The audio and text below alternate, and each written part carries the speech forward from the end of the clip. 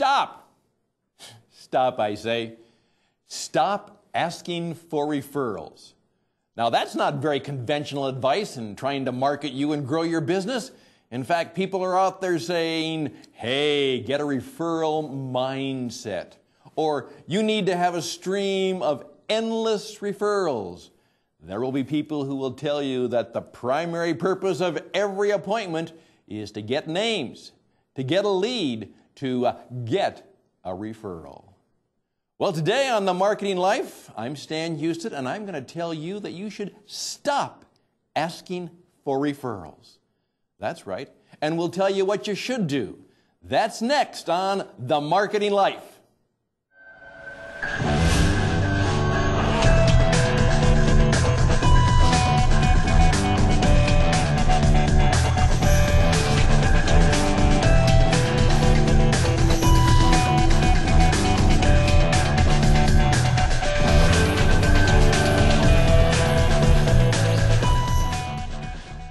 Hi, and welcome back. I'm Stan Hustad, your marketing life coach, committed to helping you to live well, to market you so you can grow your business, so that you can make more money and have more fun.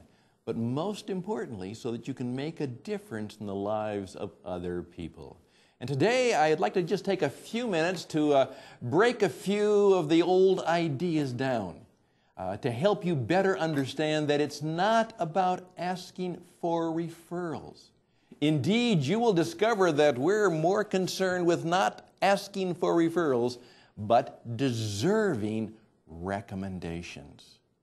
Now, let that just sit on your head for a while. Stop asking for referrals and start deserving recommendations. Well, before we get into that, though, here on the show, I have a little bit of news. And from time to time, we just simply like to get you caught up on some of the things that are going on, particularly in, as we would say, marketing, how to live a marketing life, particularly how to use the media and the technology that's available to you. And again, remember our idea that you need not only to market yourself, you need to find a mentor and perhaps be a mentor to other people. Again, having a center of influence, having people who begin to trust you and know you and care for you and are being benefited by you, that's far more important than any of the other stuff. Well, part of the news is things truly are changing. Just before I began the program, I asked my extraordinary producer, Josh, if he was able to go to the Consumer Electronics Show in Las Vegas. And he said to me, well, no, I want to. And of course, as a Chicago Cubs fan, I'll say the proverbial, well, maybe next year. Maybe next year Josh will get to go. Well, recently, Bloomberg, in the Bloomberg Business Week, said there will be the great tablet grab of 2011, and we have heard that Apple, along with Rupert Murdoch's News Corporation, is going to come out with a situation where it will be a daily news, weekly news, daily magazine. And it will not just be text, it will be video. The world is changing. Some people are now predicting that within 3 to 5 years, almost everyone will have an iPad tablet type device. And there's going to be a bunch of them. Apple got the jump. They're out there. But there will be many more who will jump in. And perhaps in the very near future, we're going to get all of our stuff. We still may have that computer and that laptop, but a lot of our information, our movies, our entertainment, you'll even watch The Marketing Life Coach on your tablet, because that will be the way people communicate and share information and messages, and we'll all have one. I'd like to know a little bit about that from you. Would you tell me a couple things? First of all, are any of you using the electronic readers, the Kindles, the electronic books? Again, there's a variety of people who are making them similar to the Amazon Kindle. Please tell me, do you like it? How's it working out for you? I'd love to hear how you do electronic books reading. So let me know at stan@marketinglifecoach.com, stan@marketinglifecoach.com. I'd love to hear how you are using the electronic readers. And perhaps give me a little bit of review. Those of you who are into your iPad and your tablets, how are you using it? How's it working out? What do you think of that prediction that in 3 to 5 years it will be as common as the cell phone and we will get all of our stuff, or most of our stuff, on our tablet? So respond to me. Again, it's stan@marketinglifecoach.com. We'd love to hear from you. And perhaps we'll talk about some of your good recommendations and pass on to the rest of the community and the rest of the network just some of your thoughts about how this new technology is working out. Because it will be the dominant technology, not only in marketing, but in messaging and in computing throughout 2011 and 2012. I also wanted to point something else out. You're going to find that we're going to be talking about this shortly, because we're here to help you market yourself and grow your business. And for years, I've been talking about the power of storytelling, particularly in how to market yourself and how to do business. We talked about that Super Bowl commercial. I said, try and turn it into a story. And if you, again, looked at the better commercials, and they were a mixed lot this year, particularly for the Super Bowl. I didn't think there was anything that particularly stood out as being incredibly creative and memorable.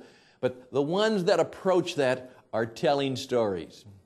And the McKinsey Consulting Company, you know, the big shot gurus who do this high buck consulting for the big Fortune 100 companies, recently came out with an article. May I tell you the title? The Power of Storytelling: What Nonprofits Can Teach the Private Sector About Social Media.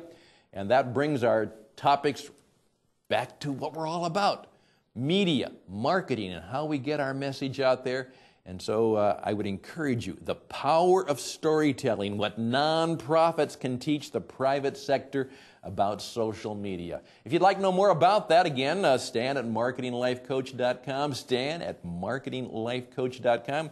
We'll tell you where you can get the article, or you can probably Google it at McKinseyQuarterly.com, McKinseyQuarterly.com, and it's the most recent publication they have put out. They'll ask you to register, as most people usually do. Great article, very helpful. We will be having a whole series of stories on how to market yourself telling stories, how to market and grow your business and grow your community, your tribe, by the power of storytelling. I challenge people with this statement: storytelling is the only effective means of communication. You can educate people, you can inform people, you can do that in a variety of ways, but if you want to affect their behavior, you have to tell a story. And that's what McKinsey is talking about. You will need a signature story. You will need a signature Super Bowl 1-minute commercial that will help tell your story. And without the power of stories in your marketing portfolio, perhaps a life story, a product story, a client story, a customer story, and shortly I'll be introducing you to someone who helped me, and we work together on the best way to overcome objections. You get those all the time. It's not that old feel, felt, found stuff. I know how you feel. Others have felt, found. Forget that. That's old stuff. That's old sales training. The best way to work with an objection is not to overcome it, but to simply say, tell me more. Can you tell me a little bit more about how you feel that way and why you feel that way? And then you simply say, you know, that reminds me of a story. Or with your permission, may I tell you a story? So that's one of the signature offerings we have at Marketing Life Coach, the power of storytelling. So I'd love to hear from you. First of all, check out that article and see if you can give me some insights from your own experience there. Tell me a little bit about the electronic readers and the book readers you're using, and your thoughts about the coming war, obviously, and the coming use of the tablet, which will probably change the way we do information, media, messaging, and, of course, marketing. And please remember, though, it's not just the technology, it's you and your life and how you treat people. Ultimately, people will buy you. No matter what you're offering, they'll buy you first. And that's why you are marketing you, and that's why you are living the marketing life. Think about it. Well, I said I was going to talk about referrals, and then I said, I want you to stop asking for referrals. Now, if I'm doing things right, we're doing a little signature stuff here. One of the lessons of marketing is to keep people wanting more, create a little bit of mystery. Hopefully they'll want to know a little bit more about that.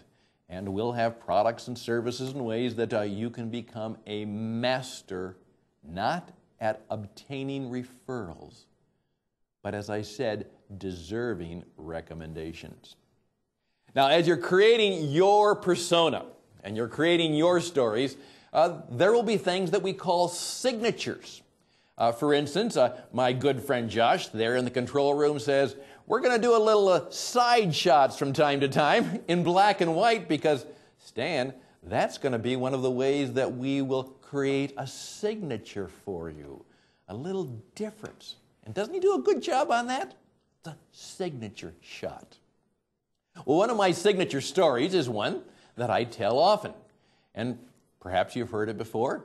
And even if you have heard it before, you're going to hear it again, and you probably will hear it again as we do it.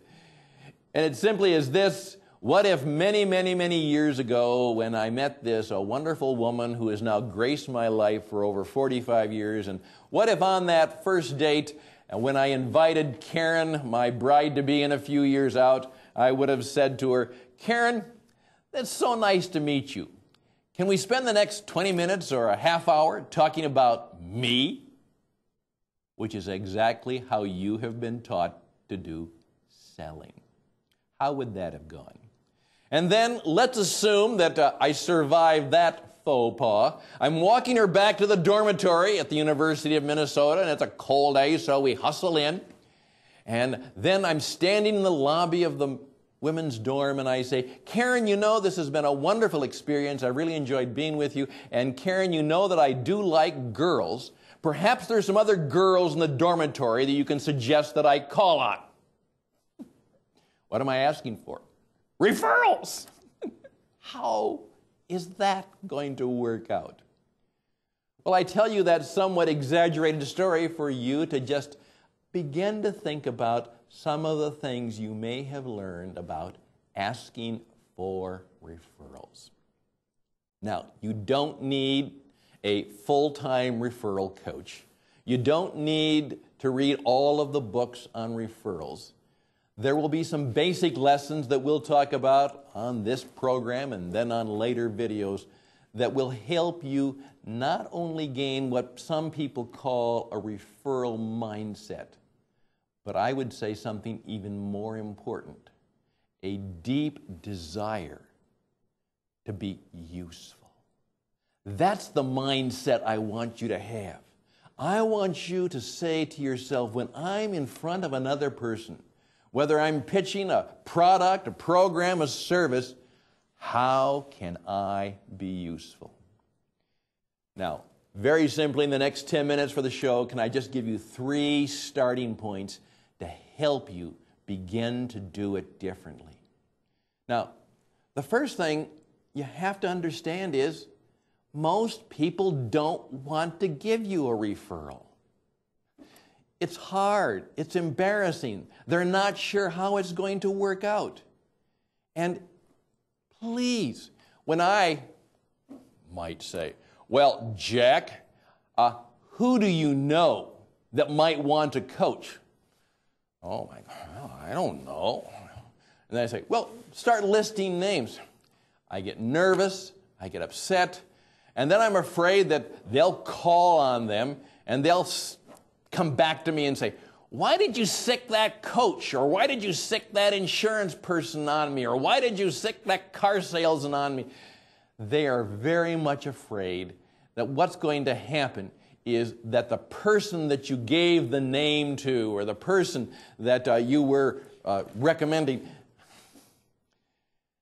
they're not going to feel very good about it. They're going to be embarrassed by it. Their friends are going to be upset by it. So please keep in mind, most people are reluctant to give you a referral, particularly when you badger them down by saying, who do you know? Or can you recommend me to this person? Or who could I call on? Here you have just spoiled the experience. And remember, it is the client experience which is primary.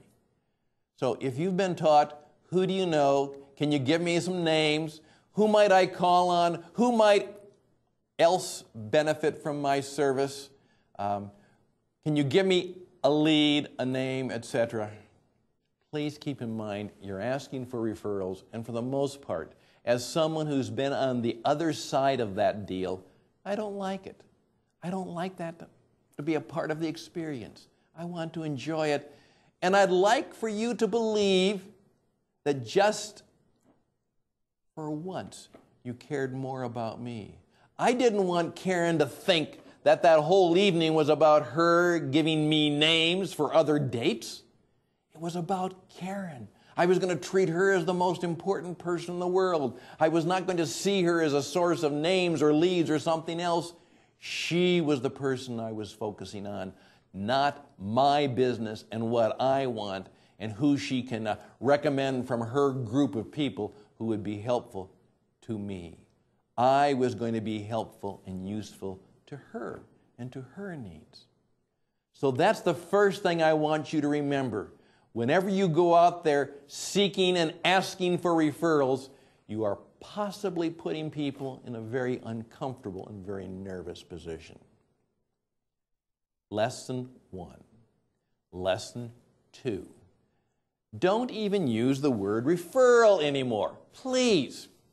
Now, one of the things that I used to say a number of years ago, and I'll just bring it up quickly, when President Bill Clinton unfortunately had impeachment charges put against him, the legal term is he was referred for impeachment. And oftentimes the term referral means that you have been referred for legal action against you. And by the way, I don't want a referral. I want something better. I want a recommendation. Think about that. Isn't that what you really want? You don't want someone to say, well, why don't you see Jack? He's a mortgage guy. Or why don't you see Sue? She's really good at long-term care insurance. Or, you know what? If you're unhappy with your car insurance, why don't you see Ralph? That's a referral. That's good. Wouldn't you prefer a recommendation? You know, Stan understands marketing better than anybody I know. Or as one of my good friends said, as he called a person without even me asking, after a wonderful session, he picked up the phone. And thank you, Roy, I appreciated this so much. He picked up the phone, called somebody in his office and said, Maxine, if you don't visit with Stan Hustad, you're crazy. And then he smiled. And then he laughed. He said, he's that good. You need to talk to him. I got a recommendation. So I don't even use the word referral anymore. I want to think in terms of being so good and so helpful and so useful that people will recommend me. So, lesson number 2, don't ask for referrals, deserve a recommendation. And that means that I truly have to deserve it. Now, many of you are in the insurance and investment business. Supposedly, you helped a person buy an insurance policy. And so you went through all the procedures of the fact finder, and you did all the feeling finders, and you did all that, and you closed the deal and got it through underwriting. And now you bring the insurance policy forward. And then you're supposed to ask for referrals. I'm going to ask you this question. Why do you deserve a referral? Why do you deserve a recommendation? You just did what you were supposed to. You took the information, you closed a deal, you perhaps got paid, and you delivered the policy or the product. That's what you're supposed to do. Why would you deserve a recommendation for just doing what you're supposed to do? What did you do that was extra? What did you do that was extraordinary? Unless you have done something that is above and beyond what you're supposed to do, maybe you don't deserve a recommendation. And as I used to say on late night radio, just let that sit on your head for a while. Finally, this is lesson 3, but there are a lot more things that we can teach you. And if you'd like to invite me to come and speak to your group or be with you or come to your company to talk about how to really get recommendations and not just referrals, we'd be glad to do that. You know how to reach me. But lesson number 3 we'll start for today is use words based on thanks. Now, here's the best way to start.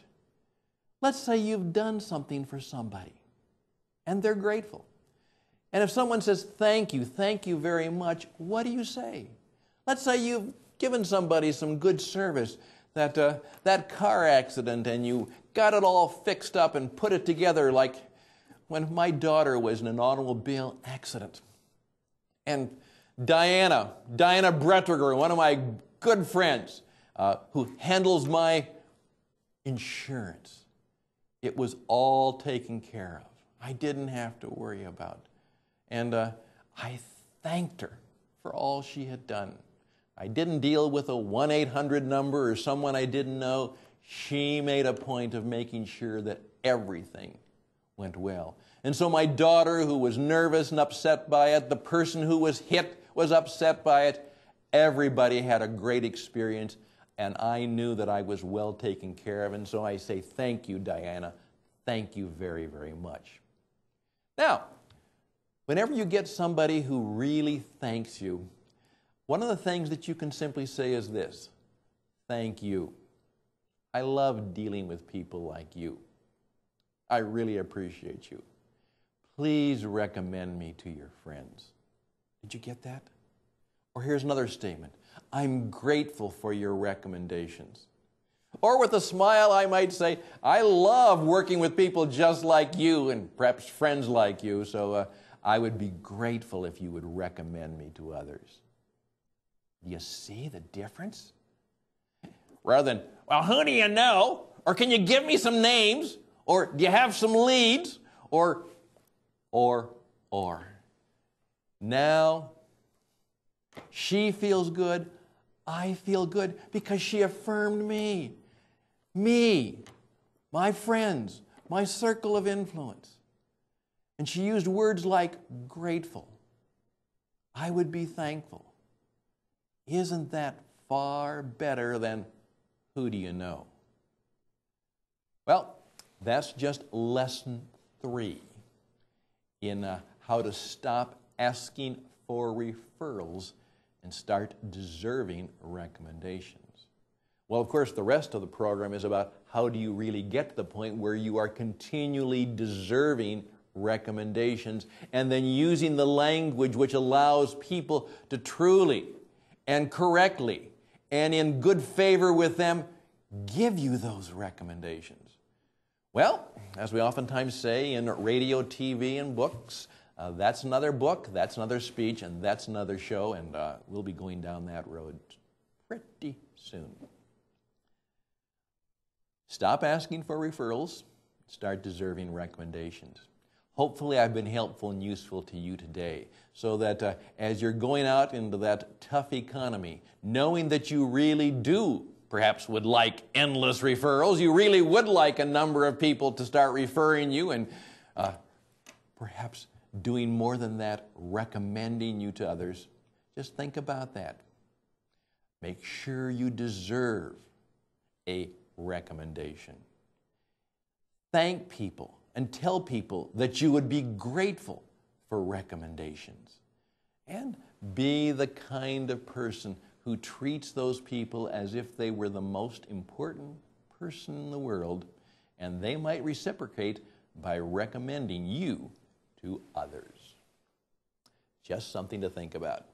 Thank you for your time. I'm Stan Hustad. Please recommend me to all your friends, to your company.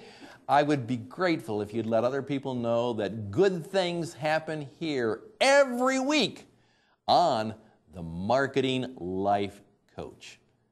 All the best, all the blessings to you. We'll see you again next week. But till then, gain a recommendation, give a recommendation, and bye for now.